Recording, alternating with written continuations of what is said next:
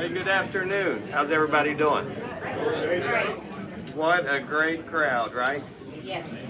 Thank you all for being here. We're going to call the meeting to order, but I do want to start off, Shannon Everett, if you would come lead us in prayer.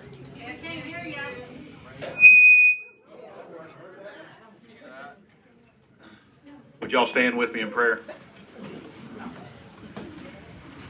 Dear Heavenly Father, Lord, we love you. Lord, we just thank you for your mercy. Lord, we thank you for your grace. Lord, we thank you for the favor over this community. Lord, we thank you for the peace that we have to be able to assemble tonight and discuss any grievances that we might have amongst ourselves. Lord, I pray that we will continue to seek your face. Lord, I pray that we will all continue to seek humility. And Lord, I pray that we will turn from our wickedness. And by grace through faith, you will bring healing to the land of Saline County. In Jesus' name we pray. Amen. Mr. Gary Don Beck is going to lead us in the Pledge of Allegiance. I pledge allegiance to the flag of the United States of America and to the republic for which it stands, one nation, under God, indivisible, with liberty and justice for all. We're going to do roll call. Again, if you have a proxy, if you would let us know what your name is and who you are proxying for. Remember, just a reminder, you can proxy for 2 people. Okay?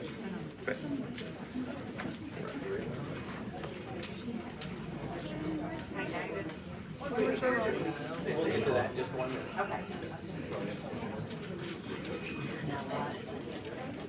All right. Roger Adams. Marcella Adams. Here. Ed Alvarez. Here. Renee Almond. Here. Tim Almond. Here. Susan Anderson. Here. Gary Beck. Here. Regina Beck. Here. Rick Ballinger. Carlton Billingsley. Colson Billingsley. Kim Bourgeois. Proxy, Renee Almond. Mark Bourgeois. Proxy, Kim Almond. Liz Bray. Here. Terry Bray. Here. Matt Brumley. Rodney Wright, proxy. Tracy Bullock. Here. Clint Chisholm. Here. Ann Clemmer. Jamie Clemmer. Elania Coleman. Ken Covington. Here. Rhonda Covington. Here. Candy Cox. Here. Chris Cox. Terry Daly. Proxy, Jane Barron. Cindy Davis. Here. D. Larry Davis. Here. Andrew Decker. Brad Dow. Here. Lydia Dow. Here. Michael Duke. Proxy, Stephanie Day. Stephanie Duke here. CJ Engel. Here. Brian English. Shannon Everett. Present. Kelly Ferguson. Dana Fiddler. Greg Frank. Ann Harden. Ann Garner. Here. Jane Guring. Here. David Gibson Jr. Here. I am here. David Gibson. Allison Gray. Here. Scott Gray. Here. Dallas Green. Here. Kim Hammer. Present by proxy. Doyle Webb. Tom Harper. Present.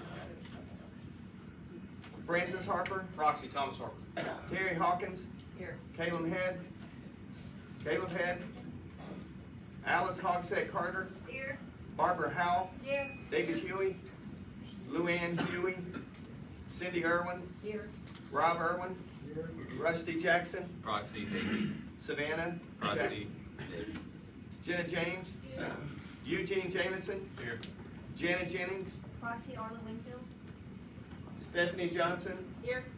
Amber Johnson. Matthew Ty Johnston. Joe Johnston.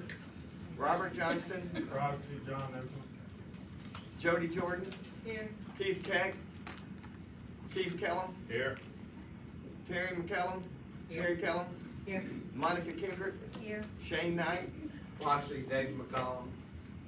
Jim Coleman. Reagan Kaiser. Clint Lancaster. Proxy, Jennifer Lancaster. Jennifer Lancaster. Mary Lancaster. Grace Lee. Mary Lewis. Mari Long. Proxy, Tracy Bullock. Sonia Lucas Meyer. Proxy, Stephanie Day. Steve Lux. Proxy, Ken Robinson. Drew Martin. Here. Mike McLean. Here. David McCollum. Here. Sean McDonald. Here. Kelly McElhaney. Here. Gabrielle Mills. Here. Richard Mills, Here. Jan Morris, Here. Jeff Morris, Proxy Jan Morris. Elaine Murray, Julian Norris, Proxy John Nichols. Lana Prosen, Bob Ramsey, Here. Pat Roberts, Here. Ken Robinson, Here. Renee Rogers, Here. Gwen Rogers, Andrew Rogers, Here. Angela Ross, Here. Justin Rue, Here. Micah Sample, Proxy.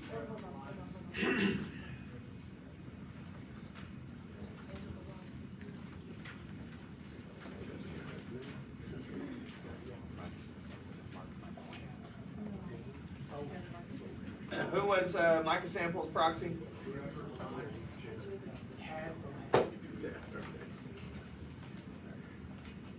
Marlon Sams, Here.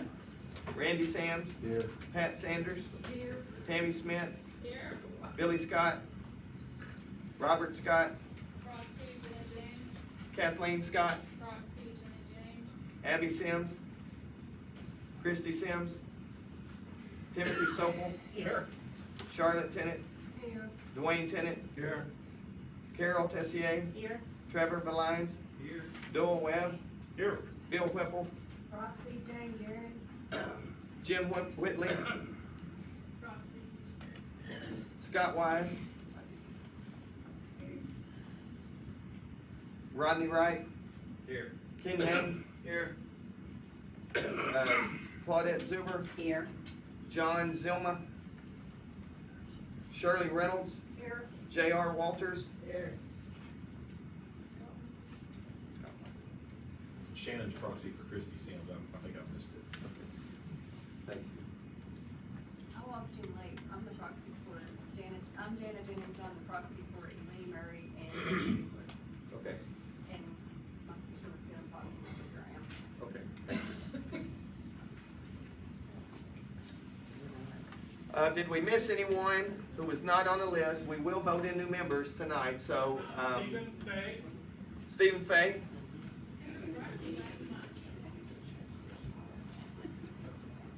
Pat Bisbee. Pat Bisbee. Let the record show that was when Pat said his name. Anyone else? Josh Curtis. Josh Curtis, Proxy Justin. Justin Rue, Everett Hatcher. say that again, Everett Hatcher. Everett Hatcher.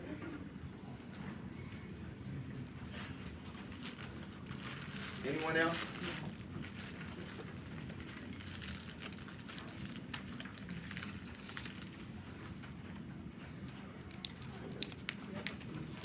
We do have a quorum.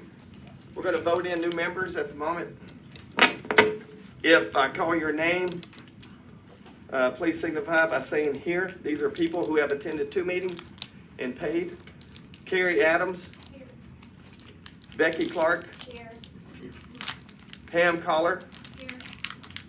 Leona Colson, Here. Amanda Jane Ewald, Here. Bradley Ewald, Angela Gray, Here. Damon Helton, Judy Lindsay, Ronald J. Lindsay, Linda Marsh, Here. Amber McDonald, Here. Shane Sims, Here. Arla Helmick Winfield. Here. And again, Bradley Ewald. He's out of town. Okay. All right, Chair would entertain a motion to accept these new members. Motion. Motion by Davey Gibson. Is there a second? Second. Any discussion? All those in favor, say aye. Aye. Any opposed? Well, welcome aboard.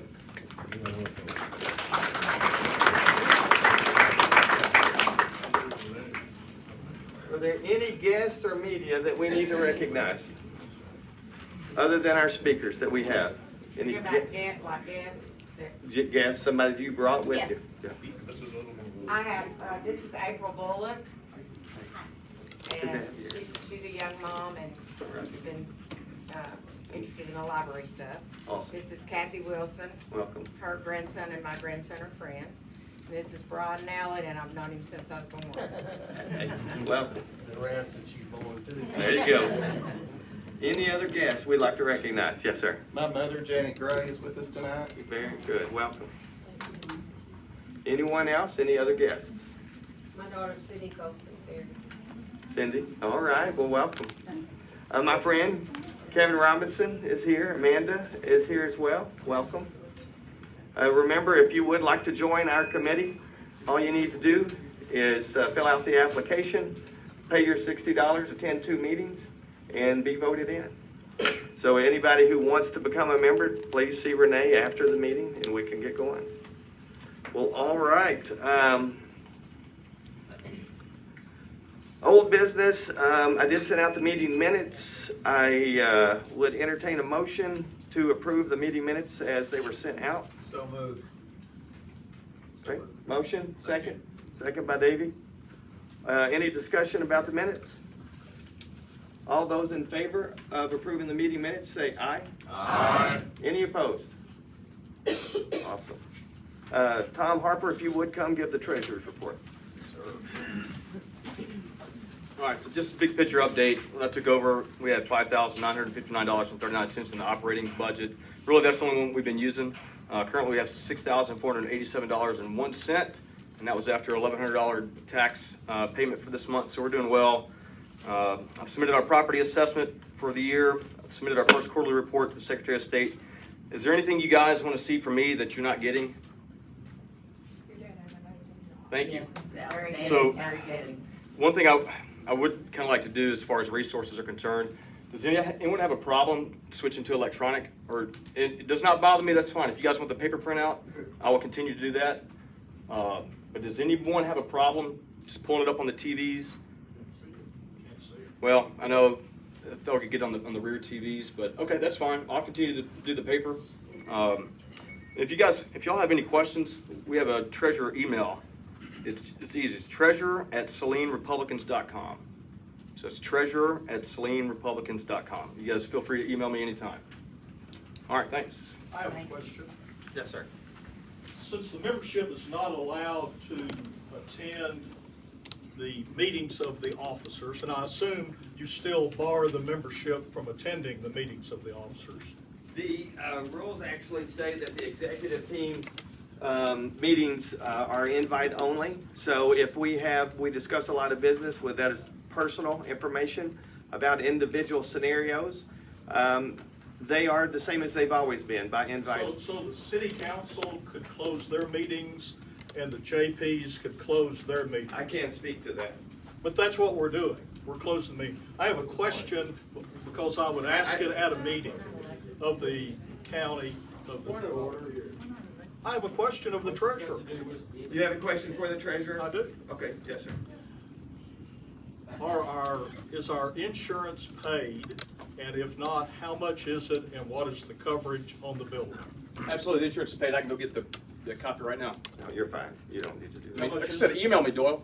How much is it? Email me. I want to know how much it is. The public has a right. I have a copy, hold on, no, I have a copy that I can share. I actually, last year, I got 3 quotes from different insurance providers. Wanted to make sure that we were paid up enough in case something happened, but I have the quote from that I can share And with how you much as well. is the coverage? Mr. Chairman, All I right. move that we return to the order of the day. Including 2 speakers and resolutions. There are questions of the treasurer that he has asked. All right, I'll answer it. The term ends on the 6th, the 4th day of the 6th, 2023, and the policy is $1,278. Okay, and how much is the coverage? It is the same as it was last year, Can you answer that question? Do you know how much the coverage is? but I will find out for you and get back with you. What other outstanding bills do we have or do we expect? None that I know of. There's one for the sign will be, is it $4,000 that we will owe when it's completed? I believe it's $3,500 that we will owe. Ken Yang is here. Did you ever pay any on that last year, Ken? Just the part that the initial down The payment. initial deposit? Yeah, the initial deposit. Okay. But, you know, I will Thank you say, for I answering my would love to question. have And I will get back to you on the. I'd love to have a treasurer's committee. If you would want to join me, that would be awesome. Yeah. Can I come to the meetings? No, I don't have a meeting, just a treasurer's meeting, but, I mean, we can meet outside if you'd like. Okay. I've been invited outside before, and I don't appreciate that. Okay, let's get back, come on, let's get back to the order of the business. Scott Wise is not here. The next order of business is Scott Gray. If you could come give a marketing report.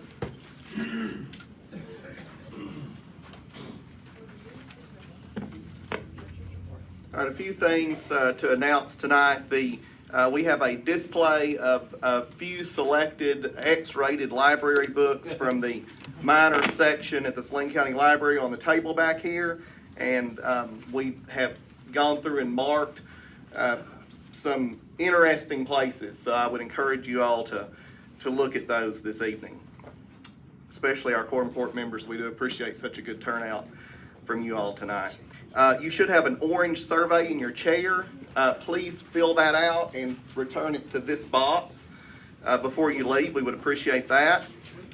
Social media engagement is way up, as you all can imagine, up 113% in April. Our top post last month was the post about the press release on the Asa Hutchinson not recommended status. Our Instagram numbers are way up as well. We went from just like single digits to 1,440 last month.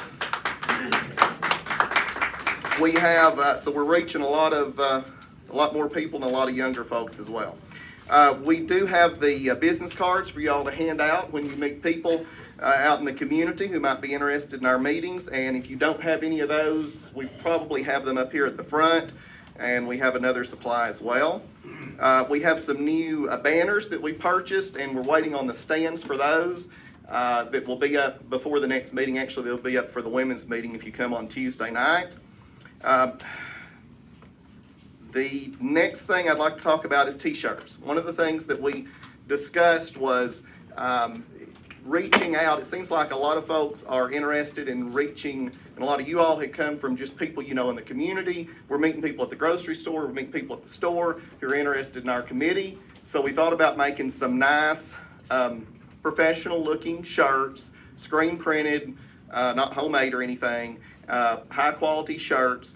These, by the time we get them produced, get them here, it's a minimum order of 12 dozen. So we'd have to at least order that. They're going to be in the $10 to $11 a piece range. It would be our cost. So what I would like to do to make sure that we do come out on them is charge about 20 bucks a piece. Basically double our hard cost. And that profit would go to the committee as kind of as a little fundraiser. So that's my goal. And if you all are, do y'all have an interest in those and buying some? Do you think we could? Do you think we would be able to sell 12 dozen? Yes. Okay. So if you all are interested in that, then David can entertain a motion for what I would recommend is a motion that we spend up to $2,000 on shirts, and I'll make sure we're getting the absolute best price for the quality and everything. We've done this for decades. And everything will be approved by David before we place an order. All right, I do need to back up. Thank you, Scott. I do need to back up, and with the treasurer's report, we need a motion to approve the treasurer's report as it stands. Motion. Motion by Kenny Cox, second by David Gibson. Any questions?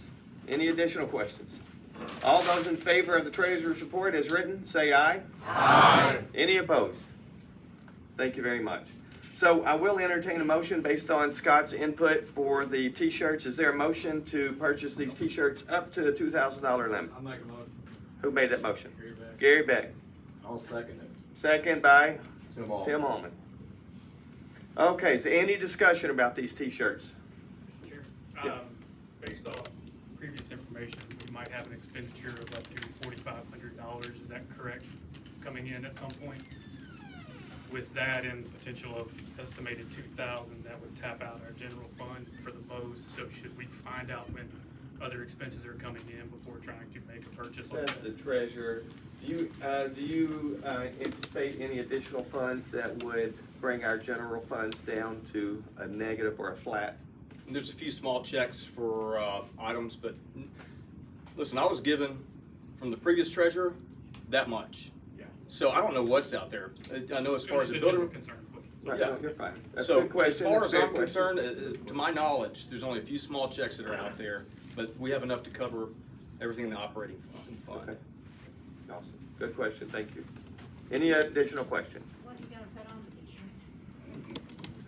Scott, what were we thinking about putting on there? The issue with that is I don't want to have, we have about 120 or 30 people here, and if we get into a committee of 120 or 30 people designing them, what I'd like to do is to get a design. It'll obviously have our logo, it'll have some catchy slogan, it'll have probably a logo in a couple of different places, but ultimately the executive committee will approve the final design. Is it possible to have Clint Lancaster on there with his sunglasses on? Yes, ma'am. What happened to the money that was zero when we have the current treasurer? Say that again. Why did he not get information as a new treasurer? There was, the handoff could have been better. The transition could have been better. Moving forward, we have a really good process in place that anytime there is a new incoming group or individual, it will have a spreadsheet with expectations, and we will have a committee meeting that is a transitionary meeting that will help. So I can't really answer why, what happened beforehand. And I think the best thing we can do now is just do the best job we can, be very diligent, and make sure the handoff is improved the next time. So, any additional questions regarding t-shirts? Kind of feedback on the gentleman's question about the budget to the treasurer.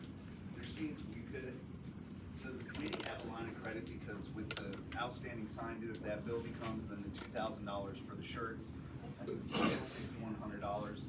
So that puts us right at 65 if we approve the t-shirts, where it could, obviously gonna hurt the cash flow if the bill comes due. Do we have a line of credit, or how do we plan to make sure we cover it as a balanced budget?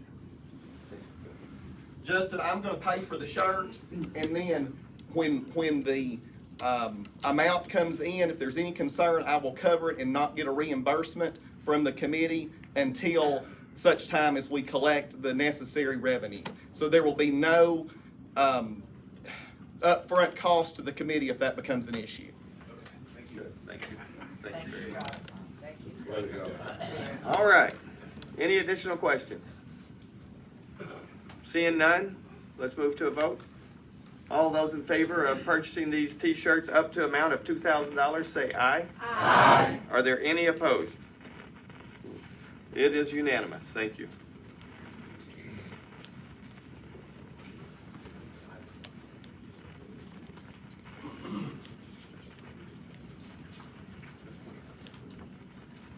All right, that moves us to our speakers.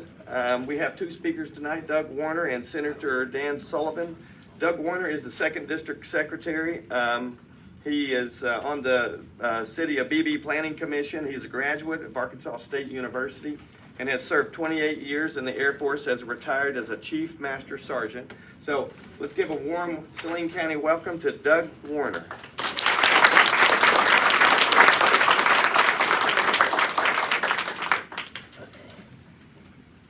When I got here, one of the first things I was told was, you got 15 minutes.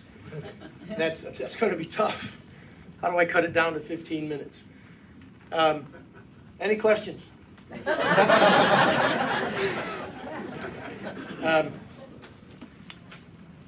The original reason I asked to be here was I'm kind of new to 2nd District. I lived in Cabot. I was Lonoke County Chairman for a while, and I knew a lot of folks within the 1st District. I moved to 2nd District, and when I did that, I took off all these hats, and my wife said, "You're retired," and I says, "Yes, and we build a back porch. She goes, I expect you to either be on that back porch here in the living room or back in the bedroom sleeping. It just didn't work out that way. I'm back on the back in politics. I became a member of the White County Republican Committee, and by the way, I love my committee. When I walked in here tonight, I got here about a half an hour early, and you guys already had more people waiting for the meeting to start than we have once we convene ours. But, you know, it is what it is. Another reason that I kind of got back active into politics is an old friend of mine from when I was in Lonoke County. I ran into him a couple months ago, and we got talking. I said, man, I haven't seen you. By the way, I'm not going to tell you his name. I am not going to mention names at all tonight. No names. Okay? I may get close to it, but I'm not going to mention names. Anyway, I was talking to him. I said, I haven't seen you in a long time. We did the high fives, handshakes, hugs, and all that stuff, and we talked about some stuff. And he looked at me, square in the eyes, and he says, you used to be a real dependable Republican. Then you got all conservative. I didn't know what to say to that. So I gave him another high five, and I said, I think my wife's waiting for me. He didn't know she wasn't even in the store, but you know, I left. A little bit about me. I was the Lonoke County Republican chair for 5 years. I was the vice president of Chairman's Association. I was the first district secretary. Now I'm your second district secretary, and I wanted you to get to know who I am. I'm going to put a little caveat out there. I'm going to tell you about me. As I speak, I'm not representing tonight your second district leadership. How many times have I said first district when I meant to say second district, Jennifer? Show some of the emails. But anyway, tonight is about me. I'm not speaking for anybody but me. I have 3 daughters, 4 grandchildren, 4 granddogs, and 3 wives. No, I'm just kidding. And a wife. Real basic about me. I believe in people. I believe in people. I believe in every one of you. We may have different opinions, but I believe in every one of you. I believe in our rights. I spent 28 years in the Air Force defending those rights. I believe in our freedoms. Again, I spent 28 years in the Air Force defending those freedoms, and it's all 28 years consecutive. I didn't serve 56 years. But there's one other thing I believe in that's often overlooked, and that's our responsibility. Our responsibilities in a republic. Okay? That's kind of where I want to go tonight. And I'm going to zip through these real quick because I ran through this earlier today, and it took me about 32 minutes. That's 15 minutes is half of that. So obviously I'm good at math. I want to ask something. This should be real easy for conservatives. What is the ultimate governing document for us? Constitution. I disagree. It's right here.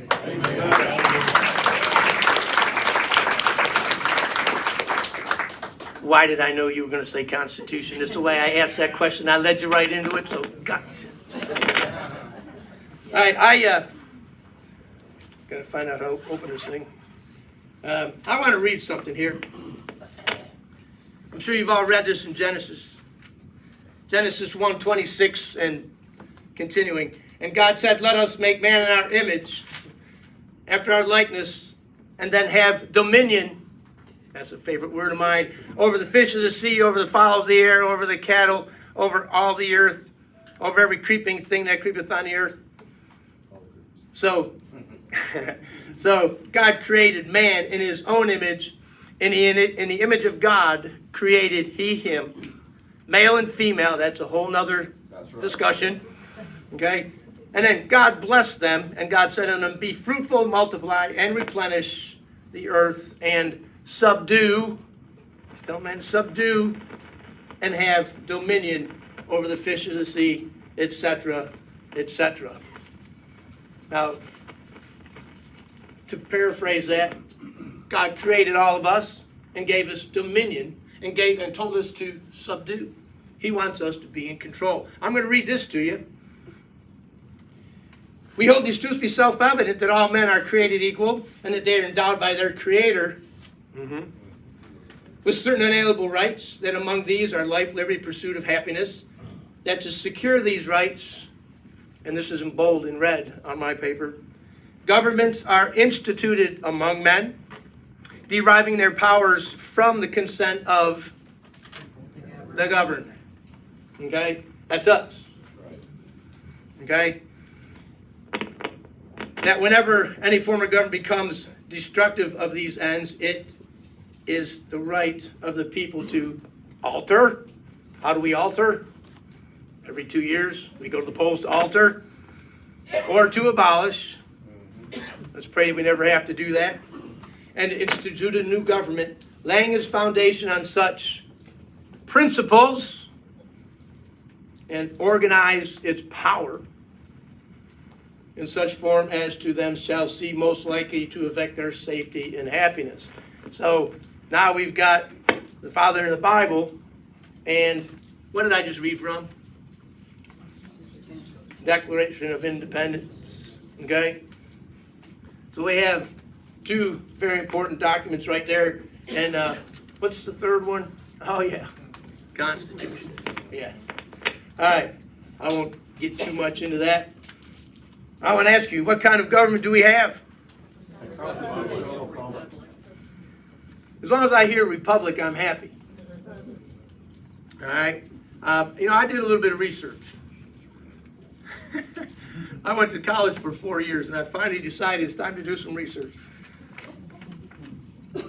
We hear a lot about democracy. Are we a democracy? No. Mob rule. Are we a republic? Yes. Supposed to be. All right. I'm going to read you something here because we need to be careful. And I agree with you. Okay? If I can find what I'm supposed to read to you. All right. The term republic can also be attached to not only democratic countries, but also to oligarchies, aristocracies, monarchies, and the head of state, where the head of state is not determined by heredity. So we are a republic, but we are a constitutional republic. And I just listed the Constitution as one of the places the people get our power from. Okay? So I think I've kind of made a case here about how important people are. There's some other things in here that I could read, but maybe I'll get back to them. We'll see. Are you keeping a clock on me? Yes. Oh. 7 minutes. 7 minutes. All right, I'm on card 4 and it goes to 13. Okay. I want to take a look at Arkansas. That's a whole card right there. And these numbers may be off by a little bit, but I did some research, and in Arkansas, about 5-6% registered Democrats. That's about right, and about 7 or 8% Republicans, and everybody else is other. Is that pretty close? Pretty close, Doyle? Pretty close. Yeah. Okay, that's a whole nother card. Okay, in the 2020 elections, this is right off Secretary of State's webpage, 1,784,015 registered voters. 898,793 turned out to vote. That's just a smidge over 50%. Guess where we rank in America? Well, depending on which page you look at, last or second to last. Okay? But I still have hope for people. In the governor's race, 891,509 voted in the governor's race. But remember, I told you 898,000 voted in total. So 99.2% of those who turned out to vote voted for the governor. But based on those numbers and the fact that we have 1,784,015 registered voters, in the governor's race, 49.97% of registered voters voted for the governor. Somehow that doesn't come across to me as a mandate. Okay? I'm a little disappointed in that, and you know what? It's going to get better. In lieutenant governor's race, 891,000. I'm not going to read all the lower numbers. The AG, 895,000. Secretary of State, 895,000. Auditor State, 891,000. Land Commissioner, 889,000. And the Treasurer, 894,000. Okay, did you keep up with all them numbers? Okay, I'll tell you, of the constitutional officers, our governor got the most votes. And if you're listening, Lieutenant Governor got the second most total votes. Who or what got the third most votes in the last election? Marijuana. Marijuana. That's issue 4, 898,070 voters voted on issue 4. That's more than voted for the constitutional officers below Lieutenant Governor. Somehow that just doesn't seem right to me. Yeah, but it lost.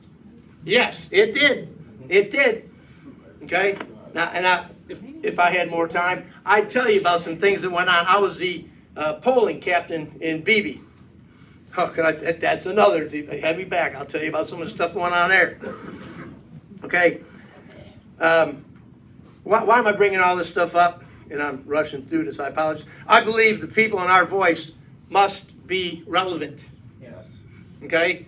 Can we be relevant if less than 50% are voting? You know, and regardless who wins, if they win with less than 50% of the voters voting, are they relevant? Maybe to the people who voted they are, but that kind of creates a question in my mind.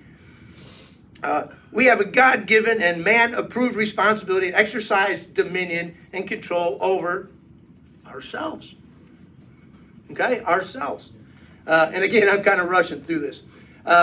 If we expect to reap the benefits of our republic, democratic republic, constitutional republic, whatever you want to call us, we cannot vote and then do nothing for 2 years and then go back and vote again. Right. Between the elections, if we're a republic, then our elected officials need to hear from us. That's right. Right? Yes. Isn't that right, Senator? You'll agree with me. And I will bet you that you look forward to talking to your constituents when they get a hold of you. Okay, yeah, done here, done that. All right, how many of you in this room have contacted your elected officials over the past year? All right, now watch the hand, keep them up. How many of you from 1 to 10 times? 10 to 25? 25 to 50? Over 50? And they hate me.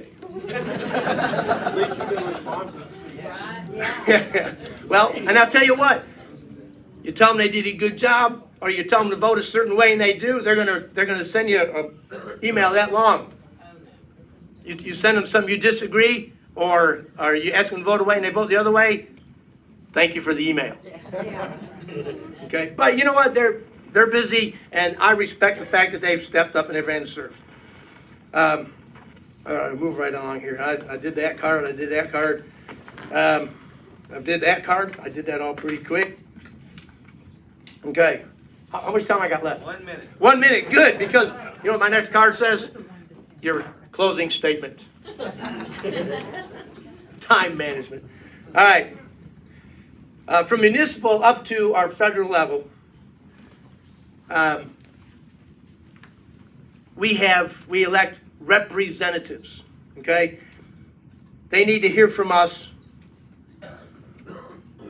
because how many times have we heard from them? How many of you have heard from your elected officials other than when it's election time and they want a donation? They're busy, okay? It's our responsibility in the public to reach out and talk to them. Conservative values must be supported to preserve our ethics, our morals, our Christian values, and to preserve our constitutional republic. I believe in people. I believe in all of you, and I'll bet you every one of us in here voted, but did your neighbor vote? Did the guy down the street vote? Did the guy at the other end of the street vote? Do you know? And I will leave it at this. If you aren't getting people out to vote, it's partly your fault that we have less than 50% voting for our governor. Thank you. Thank you.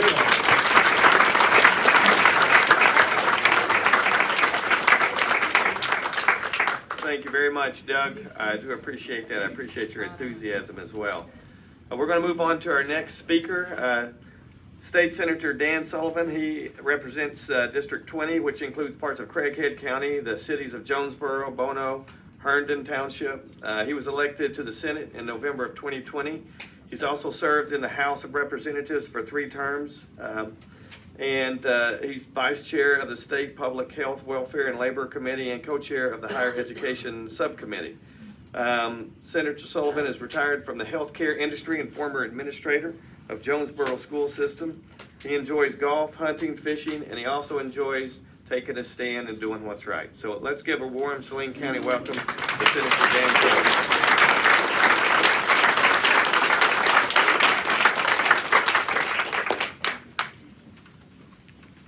Thank you so much. And it is so much fun being in Saline County. I'll tell you what, it was exciting when they told me my own people said, stay out of Saline County. I don't know if you saw some of those posts or not, but they were telling me I had no business coming down here, so don't tell anybody. Don't tell them that I'm here again tonight. Maybe we can keep this quiet. You know, it kind of goes to show what the opposition is about.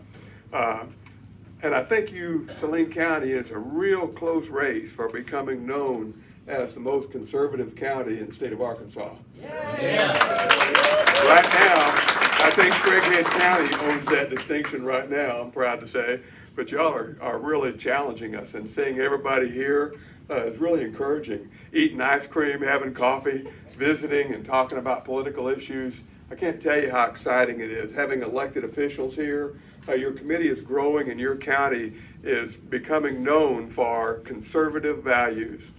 Reopen Arkansas and I connected several years ago. And I think when that happened, we were filing a lawsuit against the governor at that time. And people said, well, who is Reopen Arkansas? Where do they come from and who are they? Now they're taking notice. They know who Reopen Arkansas is, and when Reopen Arkansas speaks, and when the Saline County Republican Committee speaks, people are taking notice. That's exactly what's supposed to happen. You know, the gentleman talked about having your voice heard.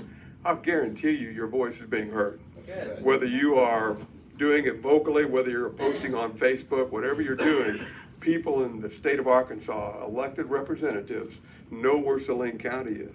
They know that you're involved and you're engaged, and I can't tell you how important that is. You know, I want to talk a little bit about a couple of bills that I had. One, I know y'all follow this stuff, but Senate Bill 71 failed.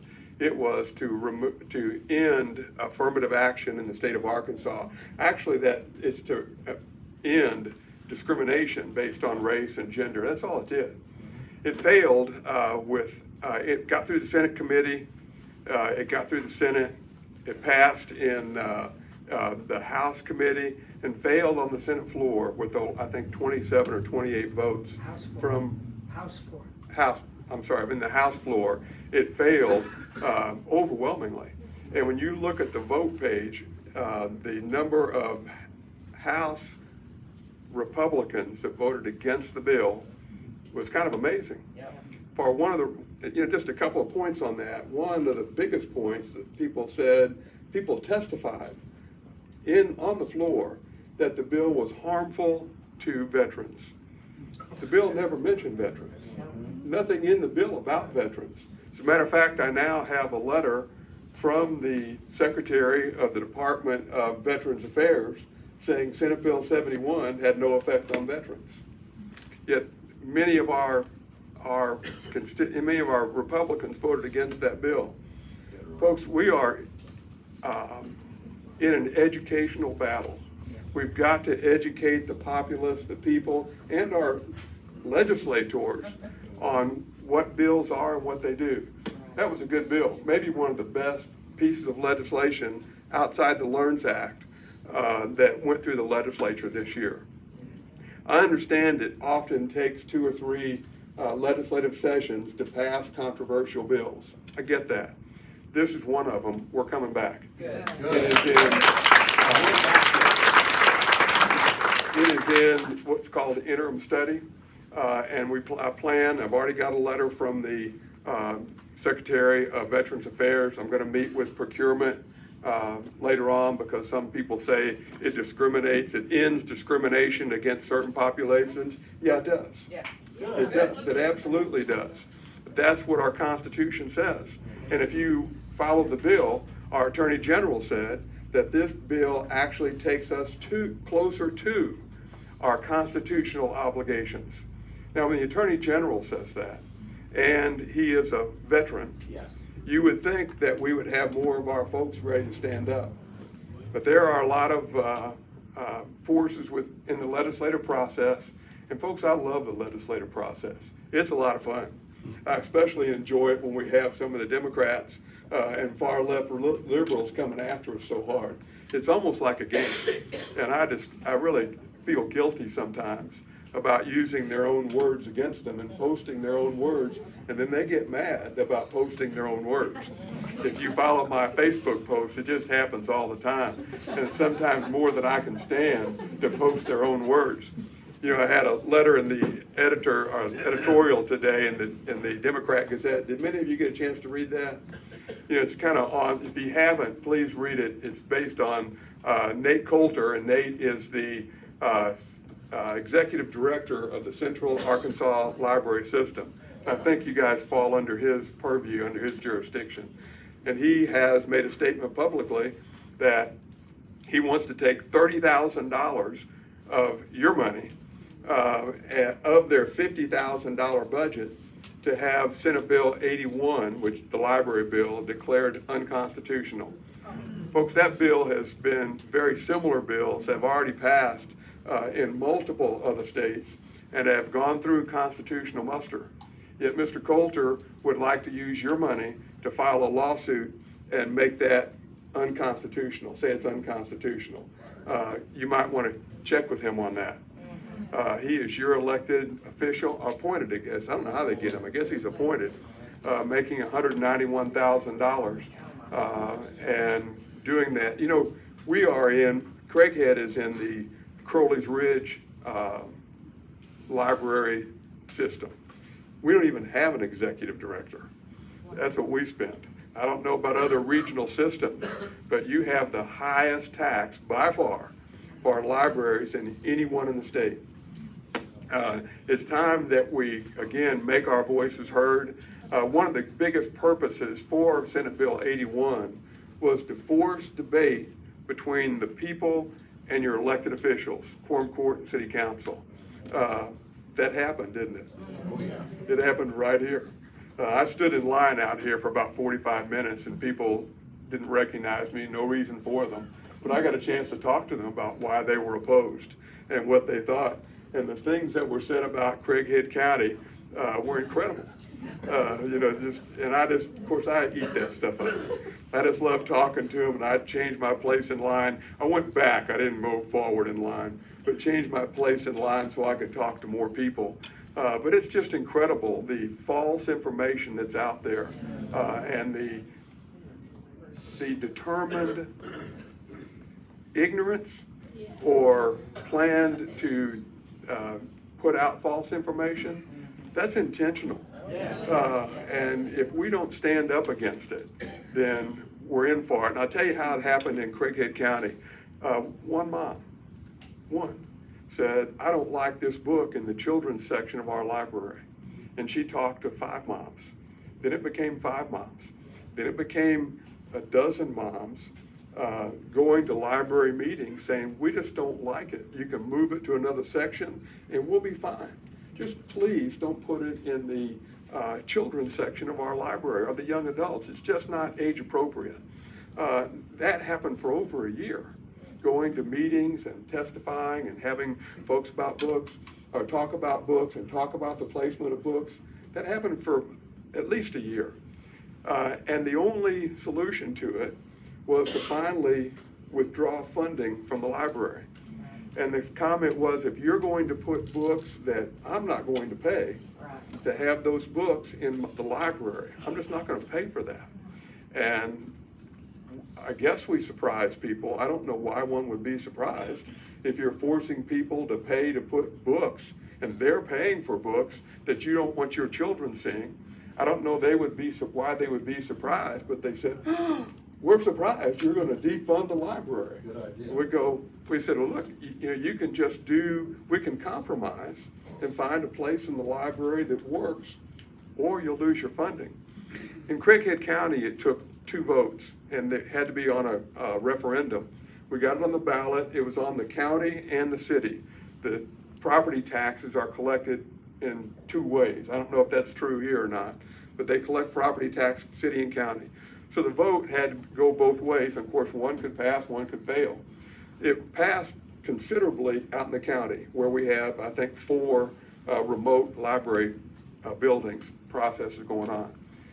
In the city, it passed like 51 or 52%. It was pretty close. But it cut the funding from, I think, about 2 mills to 1 mill. And the most recent comment I heard that now we're talking. Folks, it's got to be a compromise. People are going to have to work together and find a solution. Senate Bill 81 says that it sets out an appeal process. It doesn't define obscenity. Everybody hear that? Senate Bill 81 does not define obscenity. The courts do that, and then we follow the court. But Senate Bill 81 simply lays out an appeal process that says if you don't like the placement of a book, then you go to your librarian. If you don't like the decision of the librarian, then you go to the library board. As many say, it cuts out the library board. It doesn't count them out at all. What it says to the library board is find a compromise. Find out something you can work with. Because if I'm on the quorum court or I'm the county judge, I don't want them coming to me. I don't want to hear that. I don't want to have to vote on whether a book will be moved or not. I want my county library board to make that compromise and figure out what works for our community. What's the public sentiment in our county? That's why you elect them, to represent the public sentiment. I love the bill. I think it might be a national model pretty soon. I go to some conferences, but I think taking it to elected officials is critical, because you know what? You can unelect them. That's right. Same thing with your school board. You can unelect them. And when this next session rolls around, I'm anticipating some people will challenge some books, and that will go all the way to the county judge or the quorum court. And your quorum court members will have to vote on record. And your school board will have to vote on record if that book is appropriately placed for children. Folks, that's a mailer. Yeah. That's a couple of mailers going out, because people, the elected officials, they're elected by a majority, and they're going to represent what your public opinion is. And if they're not doing that, then the answer is simple.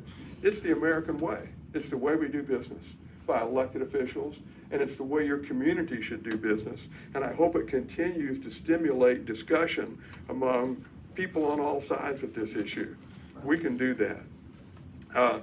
Just to give you a little, I know it's been hard on your elected officials. They've gone through a lot. It's tough. I think at one point I had well over 100 emails a day. I got spammed by somebody on my text messages, and I was getting over 100 text messages every day that were spam.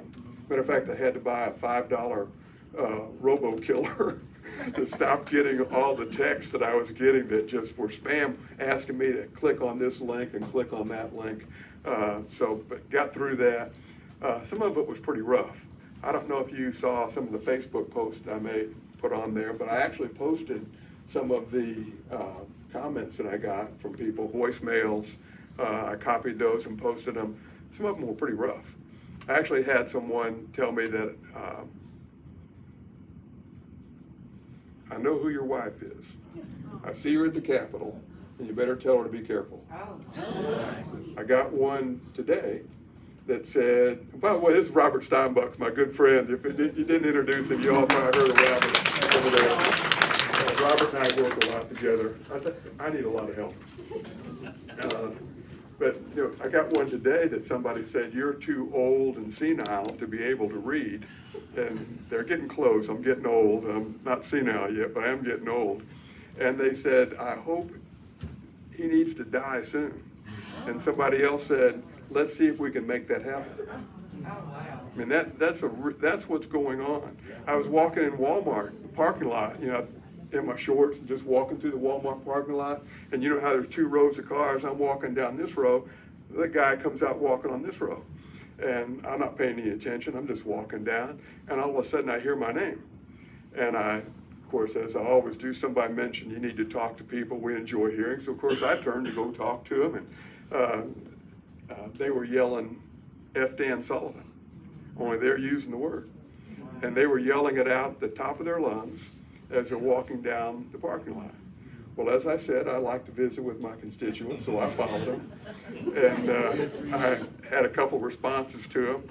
To yell, and I wasn't quick enough thinking to get my phone out and record that, because that's what we're up against. Folks, some of the opposition is vicious. And I take them at their word when they say we're going to help them die early. I take them at their word. Of course, that's in the Lord's hands. I don't worry about that. But somebody said when I walked in today, they said, we're in a big fight, huge fight. And I thought, they're the ones in a huge fight. They're the ones that are going to. You can't defend what they believe. Our platform wins every time that we put our platform out there. Every time. And I think our previous speaker mentioned how we have to go out among our people and our neighbors and our citizens. We've got to. That's what you see tonight. Neighbors, people bringing friends with them. Moms coming who have kids that are caught up in this. And folks, you saw those books over there. Yes. It's real. It's not fake. And I talked to some elected officials, and I was the same way. When I first heard this, I didn't believe it. Surely that's not in our library. Then they started posting it. And I thought, no, I still don't believe you. And I went down to the library and saw the material that's in there and where it was placed. And folks, that's not the value of your community. Let me say it again, it's not the values of your community. And you have to elect people, and you need to be campaigning right now for those people. If you don't know how to look up the votes of your elected representatives, go to Arkansas legislature.net or something along those lines, and you can look up the bills and see who voted against them and what their votes were. And the only way to hold them accountable is to have somebody run against them. I've run against people. I had people run against me, and I love it. I love to get out and talk about the issues just like this. And I can't tell you how much I appreciate it. Again, I have a lot of fun doing this. And I have a lot of fun debating on Facebook. If you're not following me on Facebook, you might ought to do that. It's really kind of hilarious. Today I had a lady who wanted to know my former opponent when I published this letter. I can't take all the credit for it. I have multiple people helping me write things. I'm not that good. But she said, "Did you write this?" And I said, "Yeah, I'm the author." And she said, "I think you did such and such." Well, I looked up a song that she wrote years ago that talks about her overdosing drugs and passing out on the floor. And I said, "Did you write this?" And they said, "Well, why would you do this to her and treat her like this? This is unfair that she would blah, blah, blah, blah, blah, blow up for posting her own words, something she wrote." Folks, if we don't stand up like this and take the battle to them, we deserve what we get. We can be as polite as we can be. We can always be honest, always be truthful. And when we mess up, we say, "Hey, I messed up." And I may have messed up posting her words. I feel my wife doesn't know about that yet, so nobody share this post with her. But folks, that's what it's going to take for us to win. I think I talked to our Tea Party the other night. I said they were passing some resolutions, and resolutions are good. It's your platform, essentially, is what that is. But the nitty-gritty is that we have to get down and be figuring out who we're going to vote for and who we're not going to vote for, and recruiting really good candidates for office. I tell you, I was so glad to get to the Senate. When I went into the House, I was one of 40 conservatives who all came in saying we're not going to vote for Obamacare. 40 of us. When the vote came down, there were 14 of us voted against it. That's how it goes. In the Senate, it's a lot different. For one, we've got a much more conservative Senate, and fortunately, we have got a governor that's more conservative than the legislature. I'll tell you what, I'm impressed. When she vetoed a couple of bills, and I felt ashamed, I voted for a couple of them. Oh no, we've got a governor that's vetoing stuff I voted for. But I'm so proud of our governor. The LEARNS Act, fabulous.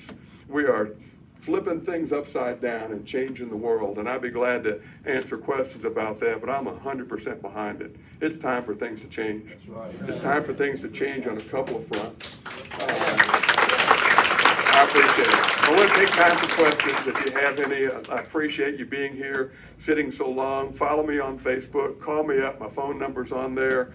I'd be glad to talk with you. I really enjoy visiting with your chambers of commerce, your local organizations, Kiwanis Club, and those. Again, our goal is to inform people of what's going on. You guys know. You're looking at the books. We've got to share that material with other people as best we can. Questions? Yes? What, or do you anticipate running something about the electronic books? I mean, we've got, if it's not on the shelf, the library is actually, through Overdrive, they're actually giving access to the schools. So what do you see about electronic? About what? The electronic books. Oh, I think there's a bill, it's Act 626, 612, deals with the internet. I've got it back here. Yeah, Act 612, to create the Protection of Minors from Distribution of Harmful Material Act. It establishes liability for the publication or distribution of material harmful to minors, and that's on the internet.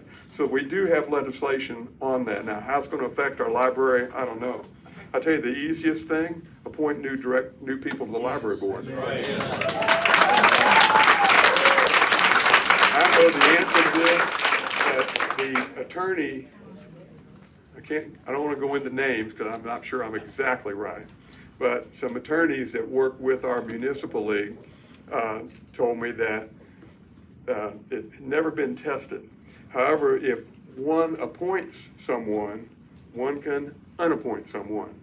Now, it's never been done, and I don't know if I'd be the one that did it, because once you set that precedent, then people are going to want to get rid of all the boards, and you would be open to the deal of, you're going to throw people out that disagree with you. Well, yeah, I'm the one that gets to appoint them. I guess that's what I get to do. But again, that's a tough job. I don't know if I'd be the one that wants to initiate that. However, when new appointments come up, I'd be tape recording and voice recording and video recording some of the responses that people, when I say, are you going to vote against or for this, or what's your position? I want to know. I want to know you're not going to cave. Folks, you know it. It's when the pressure comes, how many times we've been called fascist, Nazi, all the names that go along with that. It just is, and your JPs know that. The resistance is vicious. And if you're not prepared to stand up for that and go through it, don't run.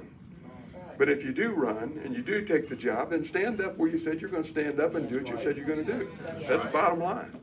But I think that's the easiest way. Reconstitute the board.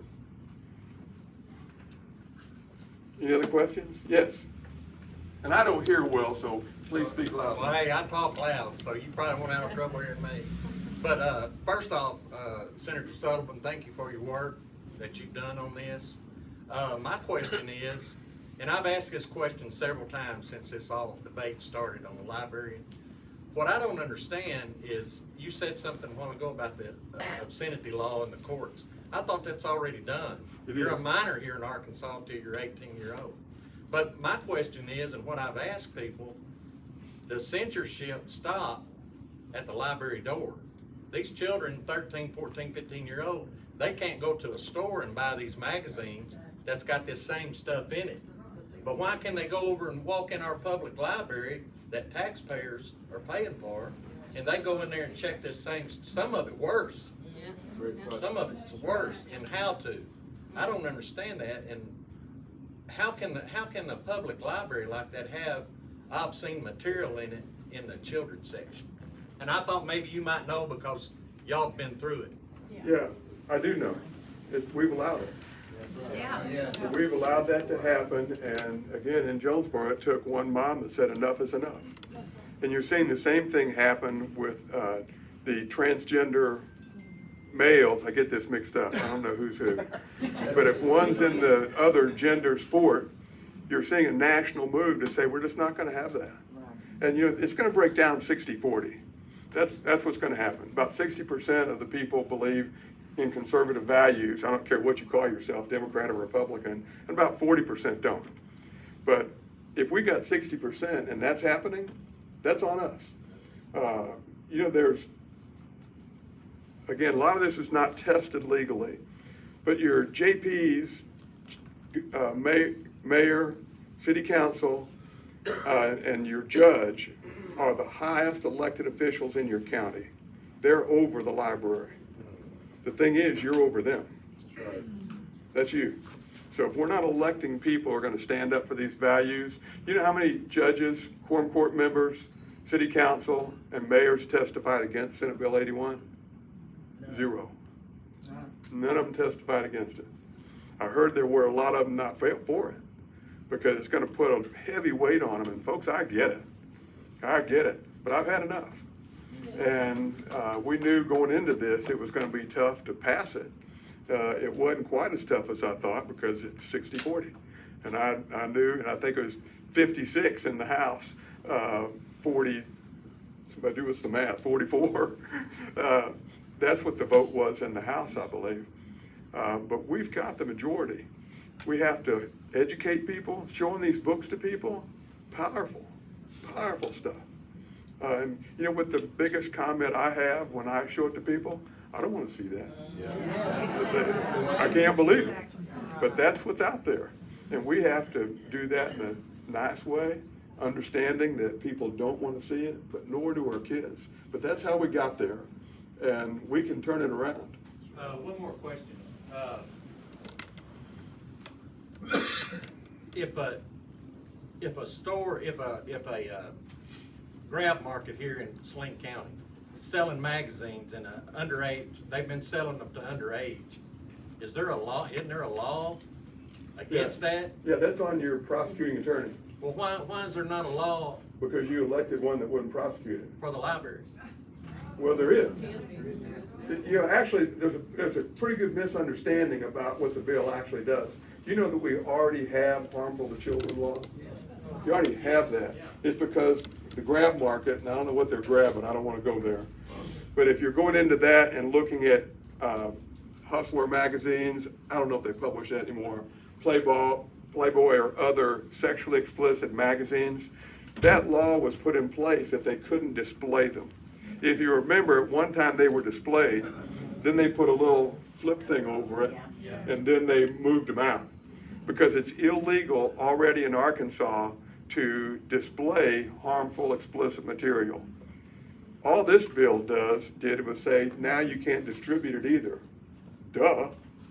You know, how could you not display it, but you could distribute it?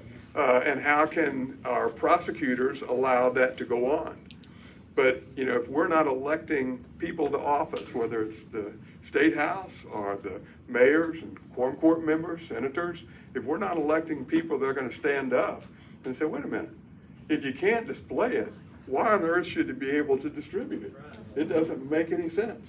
You know, the other big issue, and again, this is way too much fun sometimes. It's not fun talking about obscenity, but there is obscenity. And we exempted librarians and teachers from obscenity law. Now, if that theory works, or if that proposition works, why would we not exempt pharmacists from our drug laws? Yeah. Why would we not exempt our teachers from child abuse laws? We heard that, well, librarians are professionals. That never happened. Librarians are trained and they're educated. Well, so is your pharmacist. So are your teachers. So is your obstetrician. So is your pediatrician. They're not exempt from the law. So why would we exempt librarians from obscenity law? It makes no sense. And I didn't dawn on me till we started studying this law, and even some of it after the law was passed. what the impact is. But folks, we've got a great opportunity. The platform and the ideas are on our side. We win. We just have to step up and not cower when people start calling us names. You know, I don't enjoy it all the time, but it's almost gotten to be a joke that I publish their words and then they get mad. And they can't help themselves. They just can't be quiet and say, ooh, he's using my own words against me. I better be quiet. They can't do that. They're so given to their commitment and what they're standing for that it's very hard. And so they asked me, well, you don't ban anybody. I said, no, you make my point better than I can. I love it when you post this stuff on my page. I could never, if I said this about you, nobody believe it. Other questions? Yes. Once we do the challenge book and it goes before their educated committee, which I'd like to know who's on that anyway, and they decide that it's okay, you know, they don't care that we think it's a problem. And so they're not gonna move it. Then what do we do? Goes to your quorum court. You appeal it first to your judge. Okay. Go to the judge, and the judge can make a determination. Again, they're over the library. And it's not spelled out specifically what that means. Right. So if it's not spelled out to me, that means I can do anything I want till somebody says no. And the court will have to come in and say, no, the judge or quorum court, you've overstepped your bounds. But then that's not what the law says. The new law says that. So you appeal to your quorum court or your judge or your mayor or your city council. And I'd say do it to both of them. Yeah. You know, the law doesn't say whether it goes to the quorum court or the city council. The law says it goes to one of them. Now, in Jonesboro, our mayor has, our city council partially funds the library, as does our quorum court. All with your money, by the way. So the law doesn't say you have to go to the mayor or you have to go to the quorum court. The law says go to either one of them. Go to both of them. You know, people need to vote on this. Matter of fact, I think we have somebody, you know, they talk about banning books. Y'all are banning books. Well, the Craighead County Library banned Dr. Seuss. They banned all the Dr. Seuss books. I can't wait till somebody appeals that ban to bring Dr. Seuss back into the library that the library banned. Now, can you imagine that? We want Dr. Seuss back in our library. You banned it? Wait a minute. I thought you guys were the only ones that banned books. Now, we want Hustler at the library. Oh, wait a minute. Wait a minute. You banned Hustler? I thought we were the ones that banned stuff. You know, if we don't challenge them back with their own logic and take it right back at them, we'll continue to lose. But we have to be bold enough to say, look, Dr. Seuss is not bad. Dr. Seuss for generations has been a good book. And we're going to appeal that book to get it back in the library. Let your quorum court, your judge vote on that. Quorum court members, if you're here, get ready. That's right. Yes. I know, I think some of the arguments or the fear for some people that really don't want these materials, but there's been a lot of fear, and the left will use it, oh, we're gonna ban the Bible. Have you read about this? Have you read about that? And you can't, I just think that's such a bogus argument. And honest to God, if you can't, in a meeting, if you can't say something out loud in front of adults, that's the end of the story for me. You can talk, you can read the Bible, it's not the same. So don't ever fall into that argument, because they try to bring it up every time. And people are afraid, oh, they're gonna start trying to ban the Bible. Yeah, that's the only avenue they have, is to give out false information. Yes. And the recourse is to say, you know, this has already been through the courts, up to the Supreme Court, and you're just lying. That's a lie. And if you're gonna tell lies, then, you know, let's let everybody know. And let them know, this is just not true. Because all these books that have been in the books and stores and libraries, most all the controversial ones have already been through court decisions. And of course, the biggest part of the bill is not obscenity. The biggest part of the bill is about placement. That's right. Where are you going to put it? And we want people to have the freedom to read, other than Dr. Seuss. We want people to have the freedom to read just put them in a place that's not accessible to our kids. And always go right back to that point. We want books that are not accessible to our kids. If you want to put the Bible in an adult section, make that appeal. You take it to the quorum court, take it to our city council, let's see how they vote. And then you've got a mailer for whoever wants to run against them, or you've got a mailer for the ones you want to support. These guys stood with us. They made some really good votes, and folks, it is, again, you get hate mail much more than you get good mail.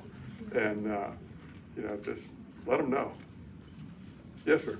You had a long answer to Clint's question about why we're not prosecuting your obscenities.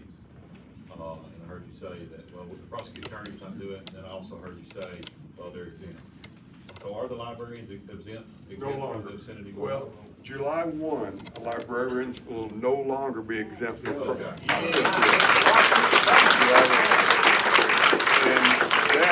And that determination as to what is obscene, your quorum court has no say about that. Your county judge, your city council, they do not have the judicial authority to determine anything obscene or unobscene. The only the three branches of government, co-equal branches of government, that's a judicial decision only. And the way that gets to court is for your prosecutor to take that to court. So your local prosecutor would have to take a book that they believe is worth prosecuting and then take that case to court. That's the only way that can happen. Your quorum court can't say, that's obscene, we're removing it. Can't happen. This city council. What about a lawsuit? What about a lawsuit? If it's illegal, can Well, that's a civil penalty, and the bill doesn't deal with civil action. Could the library be sued because they're doing something illegal? Could they be sued if they did? I guess you can sue anybody you want. Whether you win or not is a different case. But, the issue would be if they're violating the law. It's criminal things. The book, if they're placing that, your prosecuting attorney would have to do that. So, and whatever the prosecuting, who would the prosecuting attorney bring those charges against? Then likely the library, because the bill says they have to do it knowingly. So if you have material in the library that someone believes is obscene and it's distributed and the library staff didn't know it, then they can't be held accountable for something you don't know.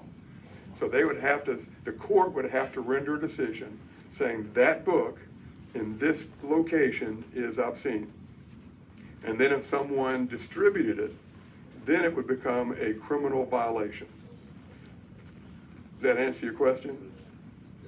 Yes. I thought, we time limited the first person, okay?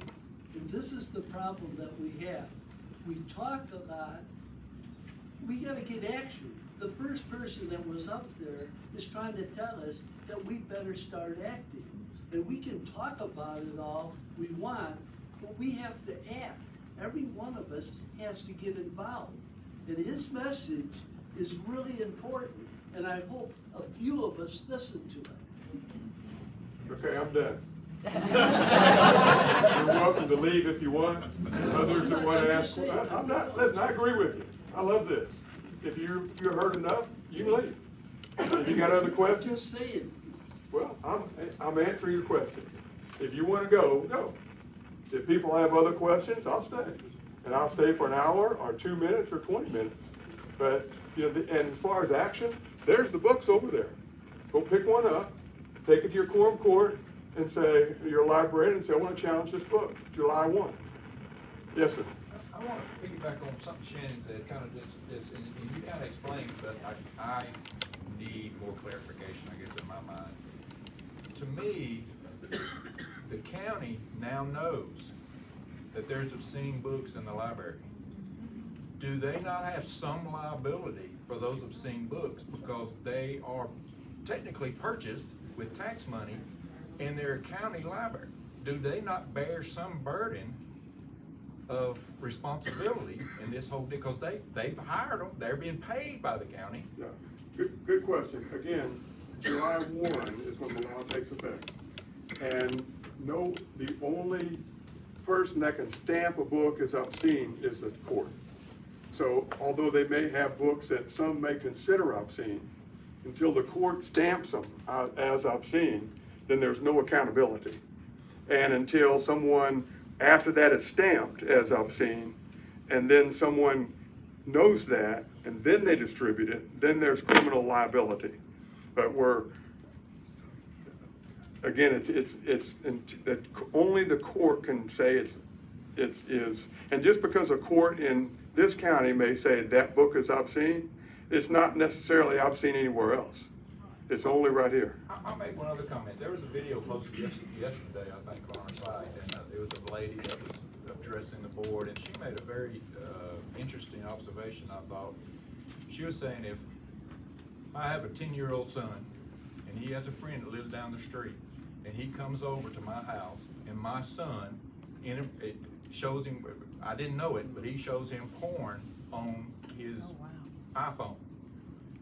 He goes home, the boy goes home and tells his mother that, hey, Johnny showed me this, and the mother calls the police. The sheriff will come down and arrest that person right then, take their children away more likely, put them in jail, and yet we can have all these books sit down in the library anytime for anybody to go to. That just makes no sense to me. Yeah, I agree. And of course, this bill does not address, it only addresses material in the library.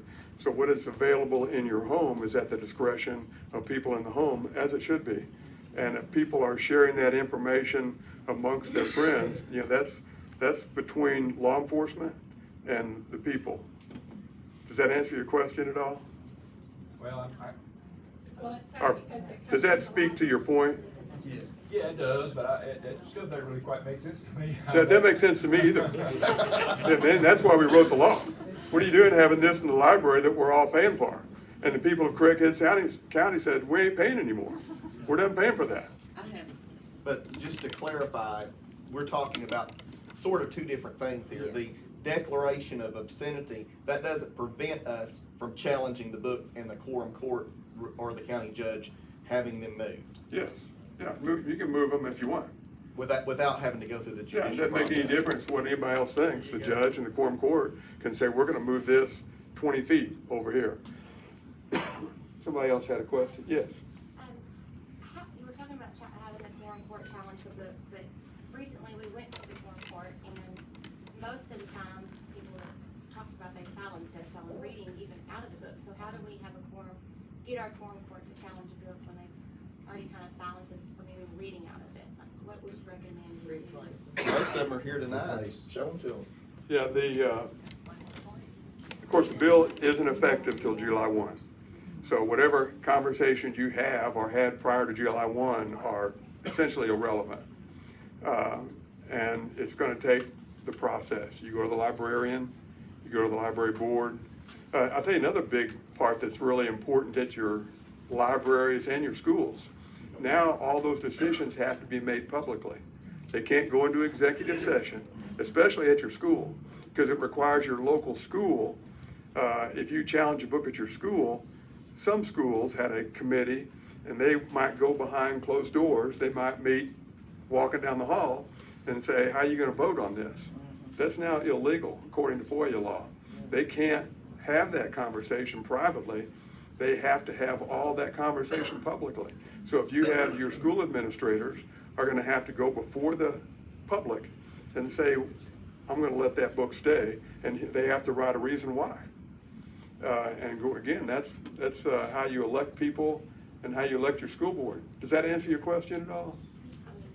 I mean, you're just going to have to wait till the law is effective and then go through the process, and there are good books right down there to start with. So once that law goes into place, we will be able to say, hey, this is what this book says, and they won't say, I don't want to hear that, that's against us now. Like some of our other people here, try to challenge them. Yeah, they can say that. They absolutely can say that. But then you go somewhere else. Then you go to the library board. The library board says, if they say, go sit down, we're not listening, okay, then you go to your county elected official. And if they say that, then you put that on Facebook, right? And you video them, and you write it out and say, I'm gonna put this video out there. Are you okay with me putting this video out there? When you say this book is gonna stay in our library? Why not just bypass them altogether and go straight to the. Well, you can, but then they'll just say, that's not, that's not what the law says. You can go to them if you want. I mean, you may, as an example, when you had this last quorum court meeting, you had a whole bunch of people contacting your quorum court. And that's your right as a citizen, is to talk to elected officials and tell them, if you don't do this, I'm gonna support you or not support you based on how you answer these questions. I had a Yes, ma'am. I understand the bill, that it puts into place a process for challenging books. But there's nothing that keeps our quorum court, our county judge, from replacing our library board and our librarian right now, is there? I mean, I understand about. Well, again, that's not been challenged in court that I'm aware of. So Who hired the librarian, I guess is. generally, the library board hires the executive director of the library. And they're appointed by the quorum. And they're appointed by the quorum court, and in Jonesboro, by the city council, Right. has like 3 appointments, and the quorum court has 4. I don't know what y'all do here. I'm just, what I'm getting at is, I don't think any of us have to just sit here waiting for July. That's right. We want the books moved. Hire somebody. Yeah, I was under the impression you weren't sitting here waiting. I'm not sitting here waiting. I mean, you got a bunch of books sitting down there with people going, hey, we're ready to move, and there's nothing that prevents that.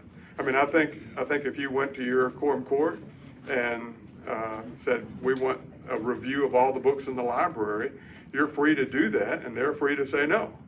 I mean, we've already asked nicely, the librarian, and, made our concerns known, but I just wanted to point that out.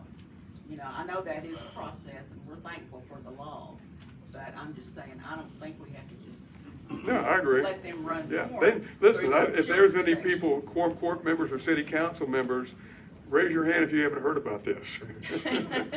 Everybody knows, it's out there, and they're aware of their responsibilities, and listen, I'm proud of your quorum court. Yeah. I'm proud of your judge and your mayor. They stood up under a lot of pressure. Yes, sir. Senator, I do have a question, but it's for Angela and Stephanie.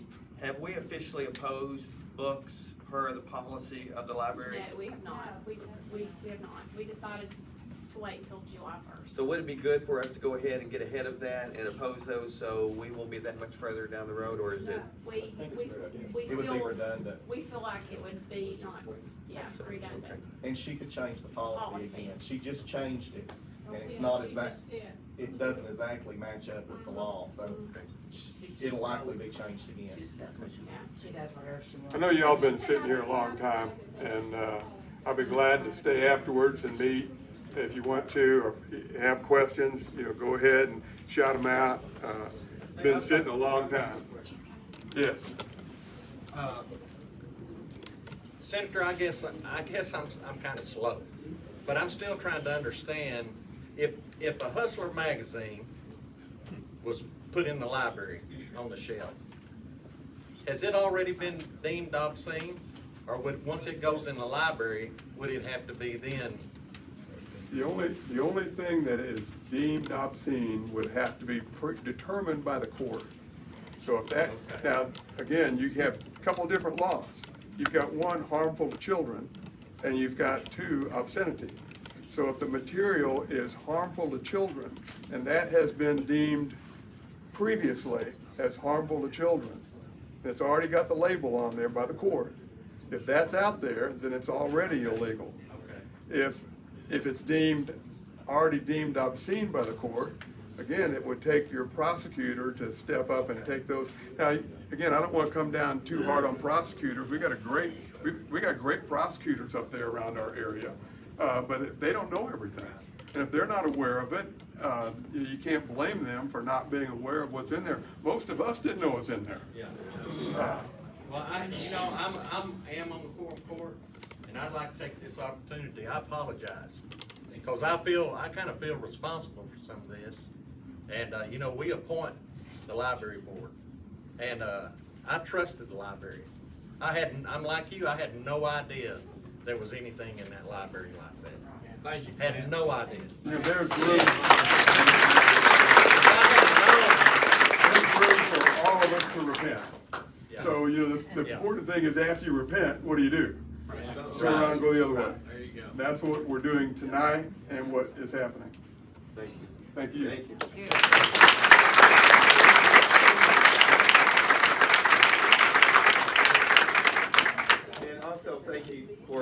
Doug, I agree. We need a sense of urgency in what we're doing, and we're seeing that. There's been a lot of work over the last 3 months that has been put into this, but we're going to move on to new business. I did send out the meeting agenda. We did have 2 proposed resolutions up for discussion and approval. The first one that I had included was a resolution to free January 6th prisoners.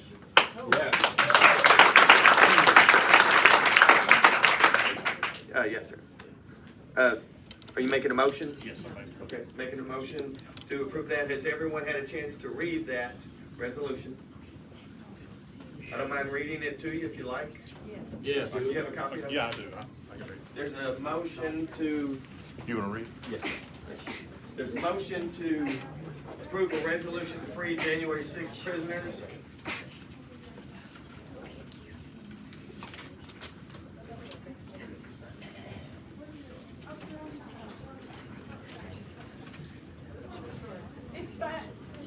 There's a drawing. Okay, and I'll read it while they're passing these out. Whereas the Saline County, Arkansas Republican Committee opposes the weaponization of the justice system and other government agencies against U.S. citizens based on political ideology. Whereas the United States of America is not a communist country. Whereas over 40,000 hours of video showing the truth of what happened on January 6th have now been released. Now therefore let it be resolved by the Saline County Republican Committee. The Saline County, Arkansas Republican Committee supports the immediate release of January 6 prisoners and the immediate halt to all other government forms of political persecution that employ the weaponization of government branches, agencies, and other entities against Patriot and MAGA Republicans. Be it further resolved, the Saline County, Arkansas Republican Committee urges the Arkansas General Assembly to immediately enact legislation to prevent the weaponization of government entities against Arkansas citizens for political purpose by any means. Be it further resolved, the Saline County, Arkansas Republican Committee urges the Saline County Quorum Court to pass this resolution as well. So I have read the resolution. There was a motion by Mr. Kellum. Is there a second? I'll second. Second by Renee. Any discussion? Seeing no discussion, we will move to a vote. All those in favor of passing the resolution to free January 6 prisoners, say aye. Aye. Is there any opposed? No. Opposed was 1 opposed. Motion carries. Resolution passes. Thank you. All right.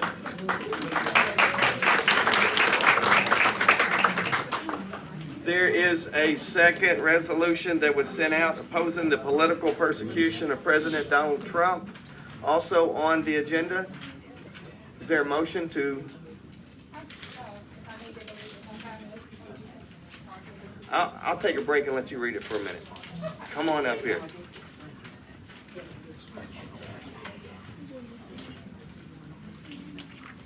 Okay, the resolution opposing the indictment of political persecution of President Donald J. Trump. Whereas the Saline County Republican Committee is dedicated to upholding justice and defending our constitutional republic. Whereas the weaponized prosecution of former United States President and candidate Donald J. Trump is a blatant attempt to steal control from the American voters. Whereas the weaponization of the judicial system and federal government is ultimately an attack on the American people and the principles of freedom. Whereas President Trump's indictment reflects methods Stalin and his Communist Party used to destroy political opponents. Whereas the weaponization of the judicial system and government agencies against President Donald J. Trump and his supporters is clearly for the purpose of retaining and expanding control of the country. Now, therefore, be it resolved, the Saline County Republican Committee vehemently opposes the relentless political persecution of President Donald J. Trump and his supporters.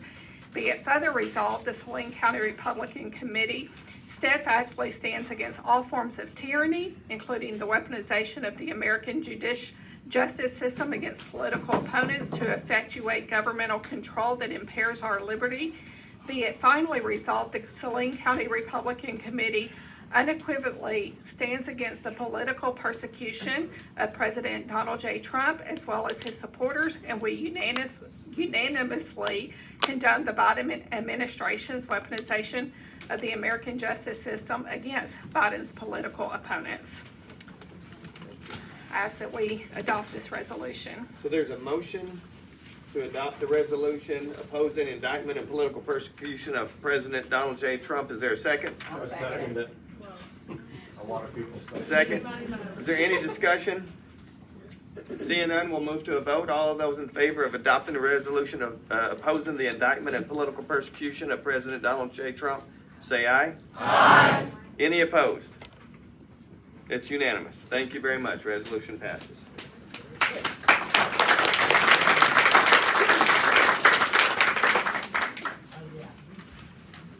So before we move on to Saline County Republicans' report, I want to take a moment of personal privilege. And I was asked earlier this week, wouldn't it have been easier to just not do any of this?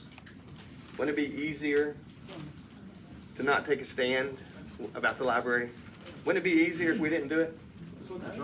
It'd be easier, right? Yeah. It wouldn't it be easier if we hadn't have done the pro-life resolution? And I thought about that, and I thought, of course, it would have been easier. But let me ask you, is there anybody here looking to do what's easier? No. He's fighting for it. There's no one here who has said, let's take the easy path. That's right. And I am so grateful that you're here, that you're active. You mentioned it earlier, we need to get busy, right? We need to get busy, and you have been, but thank you very much. I also want to ask this. Is there anybody here opposed to the pro-life resolution or opposed to protecting our children? No. Raise your hand real high. Because, see, our focus is protecting our God-given rights, but it's also protecting our children. Yes. It's protecting our freedom. I want to remind you of something that God has not called us to be quiet. That's right. At no point did he say compromise my word or my way. Mm-hmm. He's called you to give voice to the voiceless, and you've been doing that. For many years, I'm talking Christians, we've been too quiet. That's right. The media has told us to be quiet, and we said okay. So I'll continue to challenge you that you rise up and you speak up, that you stand up, even when no one else is standing, because they're waiting on you to stand up. That's right. So we've got too much at stake to be quiet, and we cannot subject our children to this trash that we know is going on. I want to change gears just for a second and say this. For over 10 years, I have heard we need to support one another. Does that still apply today? Apparently not. It applied 10 years ago, it applied 20 years ago, it applies today. Politics is changing greatly and needed to. Our elected officials love them. Matt Bromley, I will always be your fan. But doesn't mean we're always going to agree. But I know you're going to listen to me, and I appreciate that. Elected officials, politics is changing, and voters demand a voice. Yes. They demand to be heard and understood. With that said, I have to say that I am so proud of the Saline County Republican women. Oh my goodness, your leadership.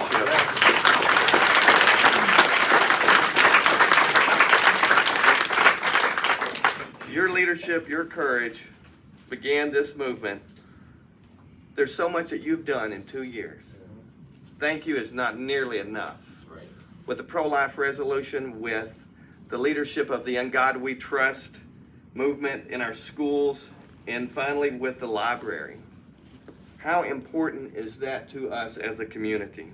So let me ask you a question. If you were involved in the pro-life resolution, if you were involved in the In God We Trust movement, and when I say involved, I mean part of it. You could simply be supporting it.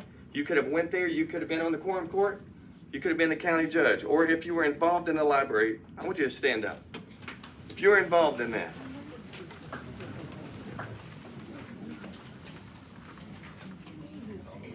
That is awesome. You know, your works, your efforts is what's going to change our community. I'll say this as well. Every person in here had an opportunity to get involved. I'll challenge you to get involved.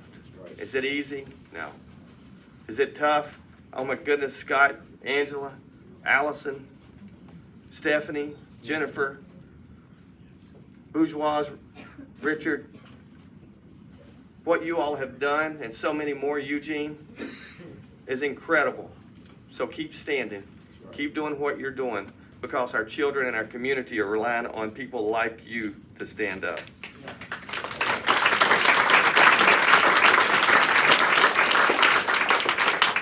So we're going to move on to the Saline County Women's Report. Jennifer, do you have a report you'd like to share?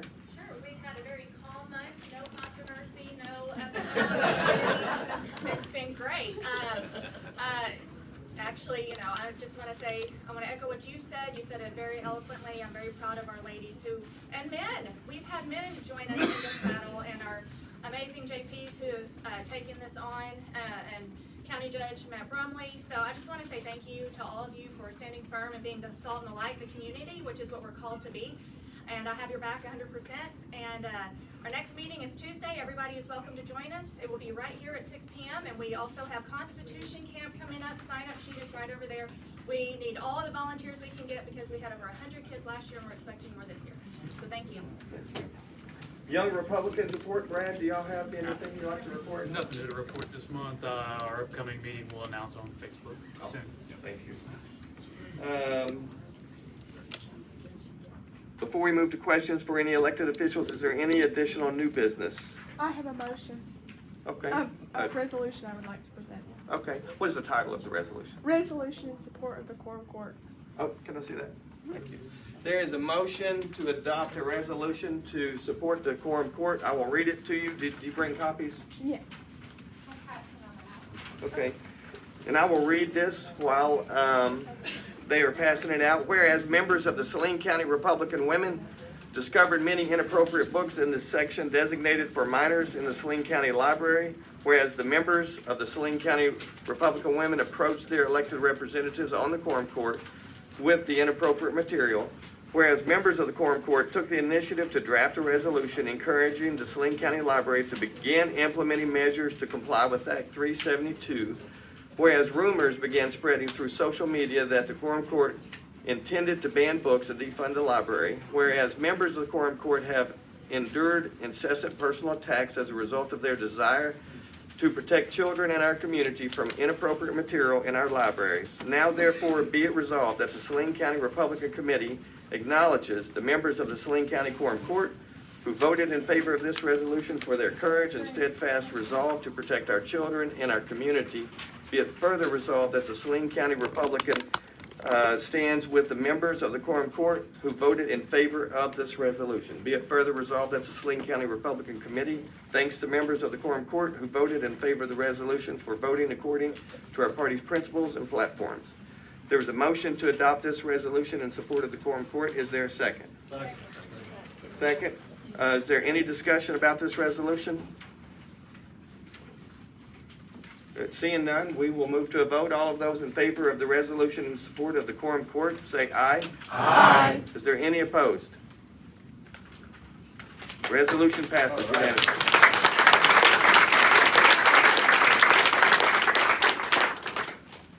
All right, is there any other new business? I have a resolution in support of the Saline County Republican Women. All right, can I see that? That is. It's on the opposite side of what I just passed out. Okay, is it? Was it?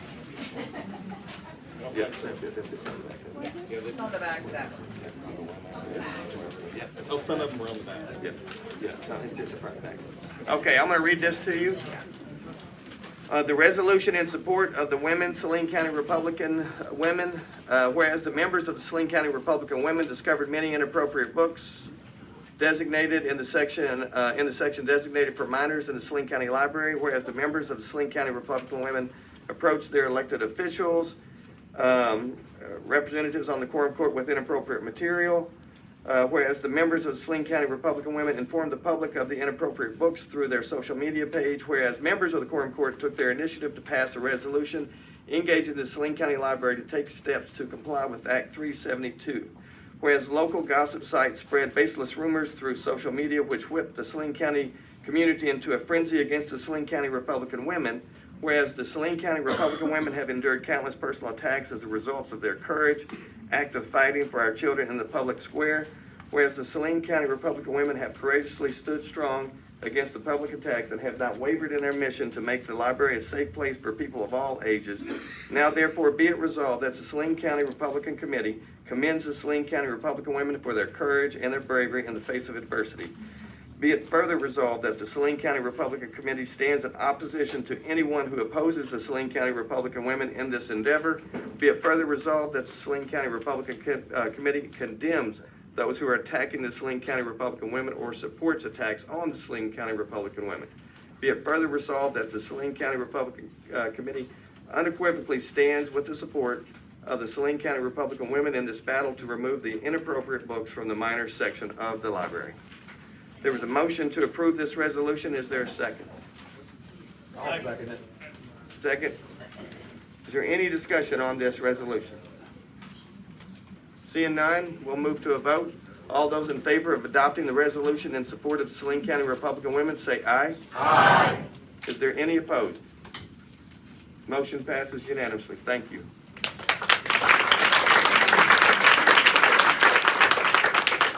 Now, quorum court members, I want you to remember this. When Doug has somebody to read by title only, you guys bail him out. You get it?